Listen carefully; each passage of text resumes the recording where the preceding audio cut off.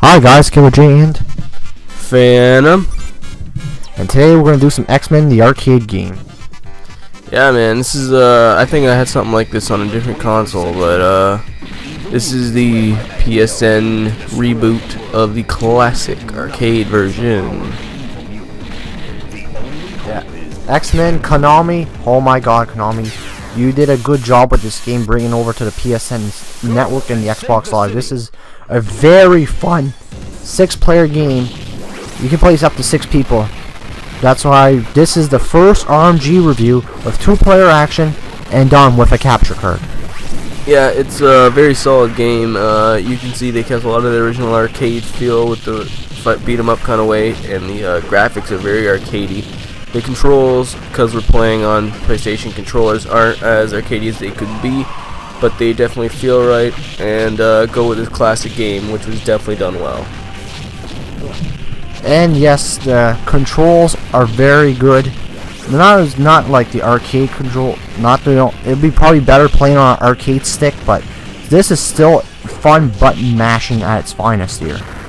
Once you take out down an enemy or a boss, it feels satisfying, especially with a boss like Magneto and stuff like that, and Juggernaut. Other bosses various. Yeah, each level is the basic beat 'em up formula. You go sideways for a while, beating the crap out of a whole bunch of minions, which is actually really fun. It's very satisfying. And then at the end of each level is one boss that is just a minion that takes a crap load of hits and does one really awesome attack. So got a few levels into this gameplay, but I imagine it's a pretty long game, especially as it's the X-Men game. A lot of bosses to fight. Yep. Yeah, well, this game is very fun. Classic Konami vintage arcade. This is very fun. Very fun Konami. It's very good. Very good fun, button mashing fun. That's good. It's good old fun. Yeah. On the stories, I don't know the story very well because it doesn't really explain anything in this. But it seems to be going on the 1980s era, Silver Age, X-Men comics, and it's following that basic old storyline pretty well.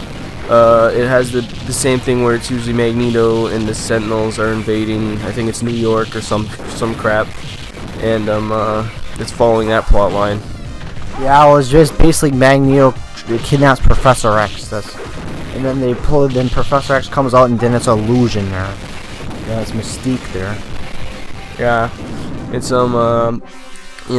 most of the movies have kind of added weird levels to the characters, but this one, it's pretty much just the basic bad guy fight this person formula, and it still works. I mean, you don't need a backstory to kill every person in a game, like you do in modern ones or modern movies or whatever, and this one pretty much just gives you an enemy, and it's like, okay, here's their attack loop, and now you just gotta find a way to get past the weaknesses and deal with them. In this one, it's more of just press X a million times or square a million times, but you get the idea. Graphics are pretty good. I love the graphics in this game. They're so good there. Very good. This is just good, period. This is good graphics there. These games take more skill than COD, just to say. Yeah, actually, the graphics they're certainly not BioShock Infinite. For the time, they're very good. I mean, arcade had that certain feel of the way graphics were on it. I mean, if you've ever played Dragon's Lair, the only thing that can be replicated, you can't replicate it from a new console on console. It's got to be on the machine that feels the best, and that's the arcade quality graphics. This game definitely tries to hold as much of that feel as it can to it, especially the hack and slashiness of it. They certainly hold kind of like a old school nostalgic quality to them. Very colorful, bright colors, neon colors, everything follows that scheme. This game is a beat 'em up there. This is good beat 'em up. This is good stuff there. Controls, graphics, sound audio is pretty good. I like the sound audio, very good. Button mashing, like the hits there, smack, smack, smack. Something like that. It's just very good. And Cyclops' laser blast is pretty cool, destroys enemies, and Wolverine's slash attack clears a whole variety of enemies and clears out the enemy board. A lot of stuff there to say. Yeah, each character has pretty much, I don't know, it has one attack, another attack that's kind of like the first attack, and then one special attack that seems to drain one of your energy bars you can use a couple times in each life. And that would be a lot more problematic in the original arcade version, because you die very easy in this, and you'd be losing so much money playing this game. You die very easy in this game. They're really trying to earn money with it, but it's not very much variety. It's definitely hack and slash and button mash all the way. You pretty much just go through each level. You can simply go through each level just pressing square a lot, but it definitely encourages a little creativity and working together with teammates to get past bosses. And that kind of cooperative gameplay feels really good. Yeah, you get to play as Wolverine, Cyclops, Colossus, and Nightcrawler. The other two are pretty good characters too. I'm pretty sure you get to play as Storm, obviously, and the cat. Someone there. You get to play 6 characters. I know 4 to 6, but that's good. Yeah, I was a big fan of X-Men as a kid, but I haven't been reading into them much lately. Not even, the movies. I really enjoy the movies, but they're nowhere near the best X-Men you're gonna get. This game, it's not the best X-Men you'll get either, but it is a great game and it's awesome fun to play. I don't even know the name of the 6 characters playing this, because as soon as I saw Wolverine, that's who I stayed on. Wolverine's always been my favorite, but yeah. Right now I'm playing as Cyclops and we're having some good old 2-player fun. Yeah, well, I recommend playing this game with a buddy.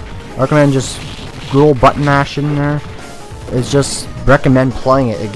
Make the levels go by faster, a little bit faster. But play as 1 player, the levels take quite a while to get mastery into. Imagine this in the arcades. A lot of quarters were guzzled. There was people spend like, let's say, maybe to 60 to 100 bucks, I'm not too sure, but somewhere around there they spend a lot of money on this game. That's all I have to say about that.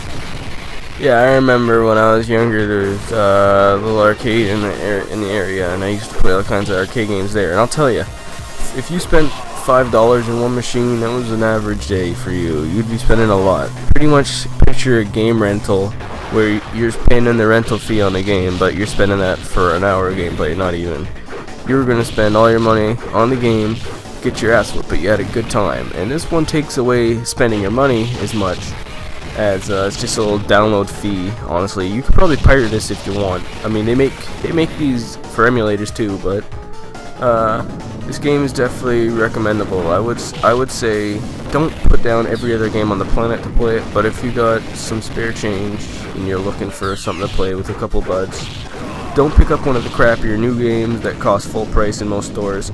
I'd say check out something like this, an old beat 'em up or a hack and slash, and play with a few buddies. My score, let me see. I give this an 8.8 out of 10. That's my score. It's a different score. Yeah, graphics are decent, pretty good for the time. Gameplay is excellent. Controls are pretty decent. Story is not really there. This game's really good. It's not the best thing I'll ever play, but it's definitely worth a 7.5 out of 10. So that's a squawk. This is Phantom. And Killer J and RMG, we'll see you guys later. Bye-bye. A whim away, a whim away, a whim away, a whim away. Wolverine's gonna give you a scratching. Oh, fat ass went down.